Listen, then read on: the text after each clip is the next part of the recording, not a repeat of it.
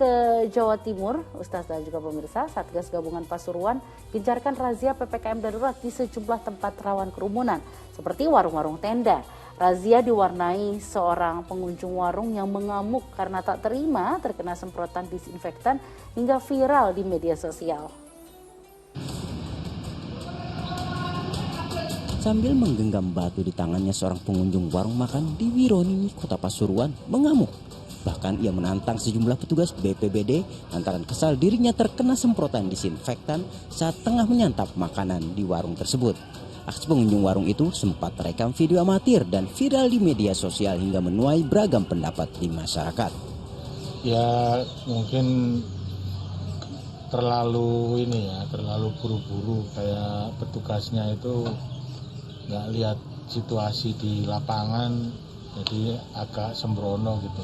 Setuju dengan apa yang dilakukan petugas, karena jauh-jauh sebelumnya kan sudah dilakukan sosialisasi tentang untuk pedagang kaki lima, warung atau restoran itu kan untuk sementara tidak boleh makan di tempat. Sementara pemilik warung di Jalan Hasyim Asyari, Kota Pasuruan bersitegang dengan petugas gabungan yang merazia PPKM darurat. Petugas menyasar warung ini lantaran membandel dan tak taat aturan tetap melayani pengunjung di tempat.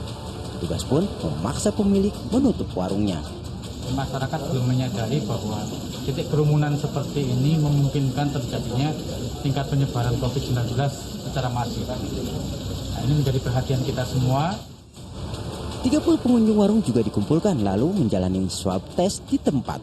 2 pengunjung positif COVID-19 dan langsung diangkut ambulan ke rumah karantina. Dan Ari Gafur melaporkan dari Pasuruan, Jawa Timur. Wah, lucu ya Ustaz lihat berita yang tadi. Ini karena udah salah terus ngeyel dan marah-marah saat petugas sedang menegakkan aturan. Padahal kan harusnya di mana-mana juga sudah diumumkan bahwa saat ini sedang dalam kondisi PPKM darurat. Jadi nggak bisa makan di tempat, tapi ngeyel malah masih makan di tempat. Ustaz gimana nih tadi melihat berita tadi nih? Ya saya prihatin ya, miris ya. Saya itu begini loh. Saya itu melihat dalam sudut pandang yang lain. Ujian pandemi atau COVID ini bagi bangsa Indonesia itu kita diuji untuk bagaimana bukan hanya slogan Bhinneka Tunggal Ika gitu ya, bukan hanya slogan-slogan itu, tapi kita bisa nggak sih sama-sama ngerasain, sama-sama satu barisan, sama-sama satu arah, satu visi, satu action gitu ya, masuk ke dalam arahan semuanya, bisa nggak sih gitu kan. Cobalah pakai perasaan gitu kan. Ini yang meninggal tuh udah banyak sekali ya, orang yang terpapar virus aja udah sampai 10.000 satu hari gitu. Orang yang meninggal itu sudah bukan, coba lihat WhatsApp grup misalnya ya, di grup-grup itu udah semuanya udah innalillahi semua setiap hari di sosmednya di mana-mana, dan bukan lagi orang yang jauh entah siapa, tapi sudah mulai saudara-saudara, sudah mulai kawan-kawan, sahabat dekat, keluarga dekat. Ini sudah mulai masuk ke dalam betul-betul yang mencekam gitu. Nah, sementara di satu sudut dunia yang lain, dengan pemahaman yang baik dari warganya, mereka sudah bisa nonton bola bareng-bareng gitu tanpa masker gitu. Artinya kan penanganannya baik, kesadarannya baik gitu ya. Dan ini satu contoh yang baik begitu. Nah, kita bisa nggak? Kita tuh ketika ini mencekam, darurat COVID, PPKM, ya semuanya lah. Saya juga di rumah, ya semuanya ya, gak ada yang gak penting lah. Tapi semua pekerjaan kemudian di WFH-kan misalnya begitu, dirumahkan dan lain-lain. Untuk apa? Bukan untuk keselamatan diri sendiri saja, tapi untuk juga orang-orang yang lain. Setidaknya menghargai semua orang-orang yang keluarganya kena dan lain-lain gitu. Nah, apa kita nggak bisa sadar untuk masuk ke sana?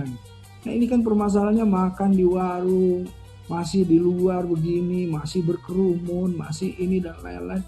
Ini kan mencederai sebetulnya komitmen, menyakiti kita semua sebetulnya. Nah, inilah yang membuat kita lambat sekali dalam masalah keluar dari pandemi ini.